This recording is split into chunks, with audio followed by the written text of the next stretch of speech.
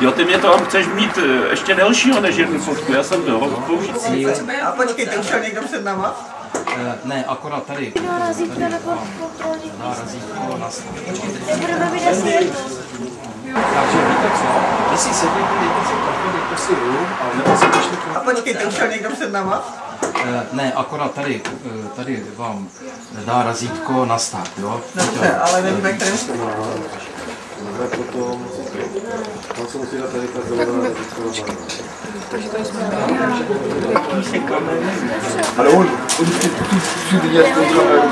Mami, můžeme mít koupit.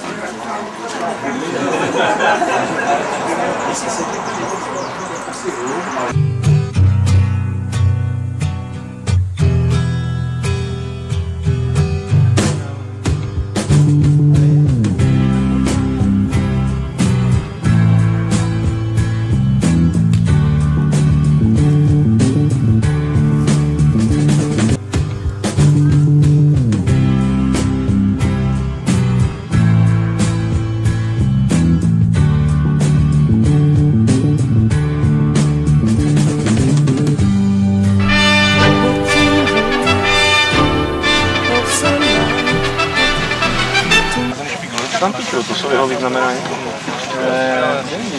Takové to trojměstí. Stačí jenom zmáčknout, víte? Tři zmáčknout. Ano, to trošku trvá.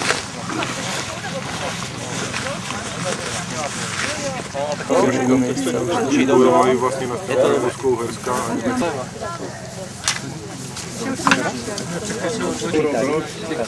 Nahoru to někde dejte, no. Tam vlastně nerozhodoval ničem, co šlo Hoši, tady ho máte. Výborně. Tam a oblast, Katovice, tam ty oblasti, tam je tež hodně. Takže on bojoval proti návštěvníkovi a to byl generál.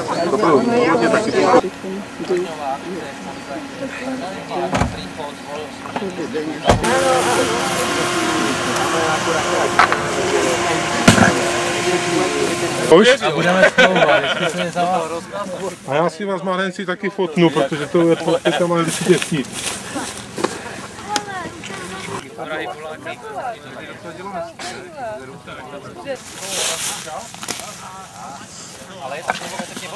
Počkej, ty tam šel to.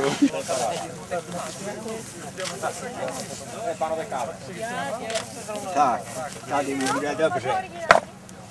Bulman, tak to. Tady, to nám vyrazí. Tak pojďme tady.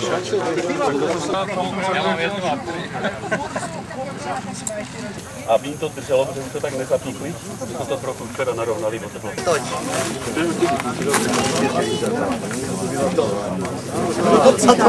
Většinou my tu fotografii mám tam na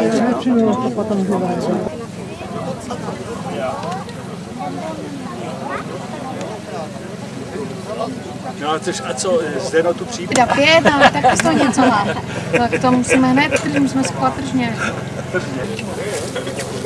Skladí mě baba k tím dobu.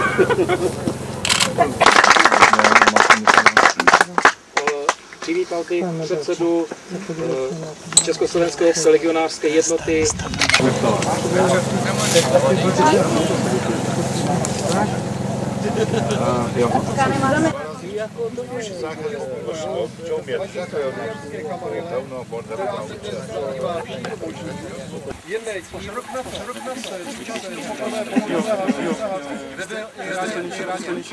V roce 19.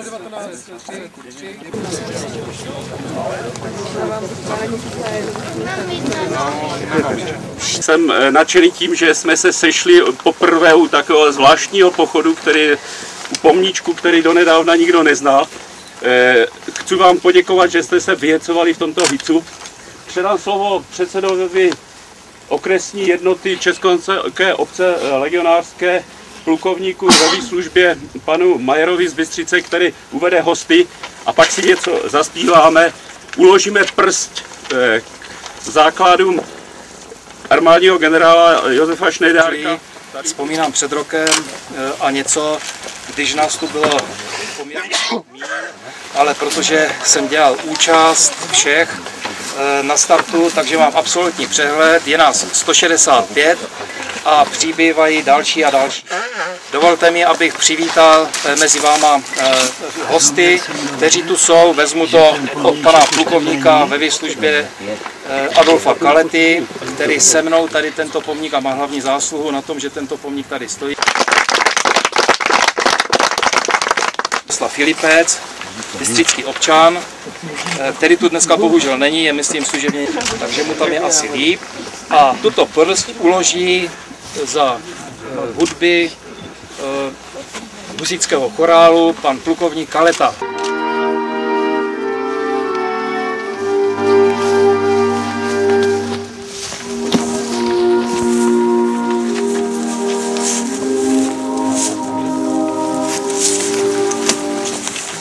Cestná stráží.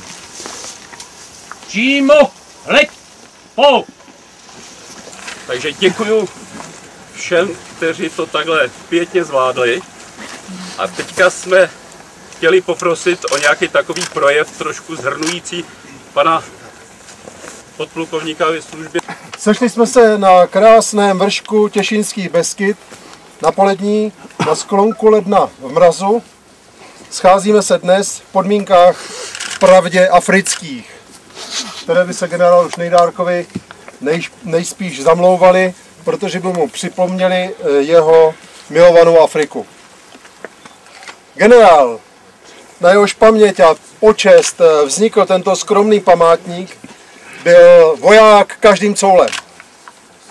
Pocházel z Napajedel, kde se narodil v rodině mlynáře jako jediný syn 2.4.1875. V rámci marocké divize se účastní na Marně bojů, kde je raněn a vyznamenán francouzským válečným křížem. Ten obdržel ještě 3krát.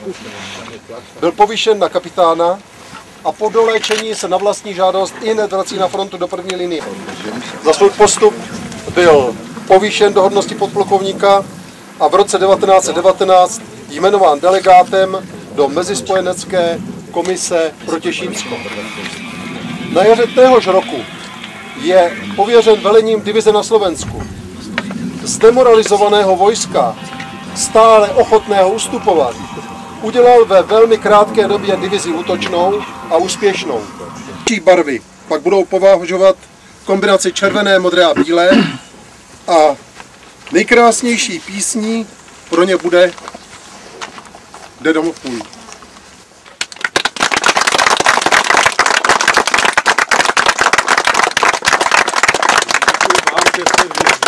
Vydrželi další. Cestná stráží. Čelně, hleď!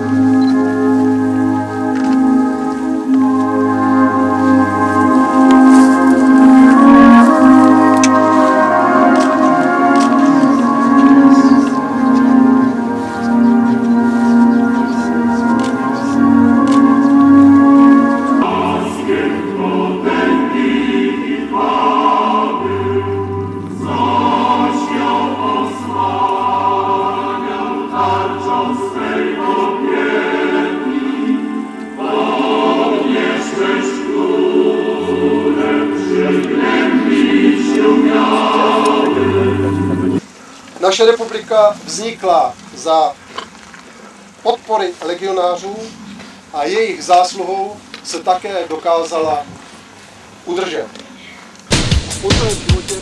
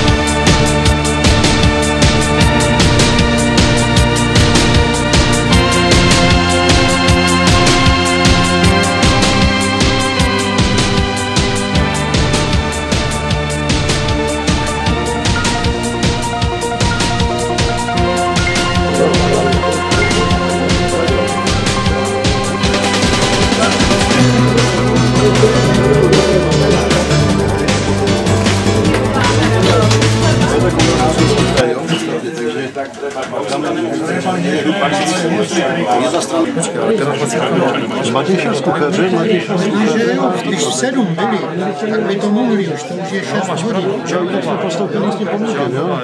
Kuchař zjistil skutečně.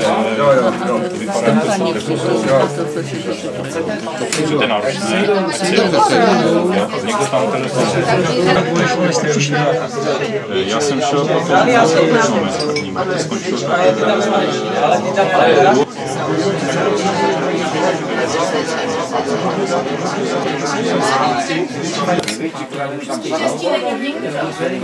Zdravím. Takže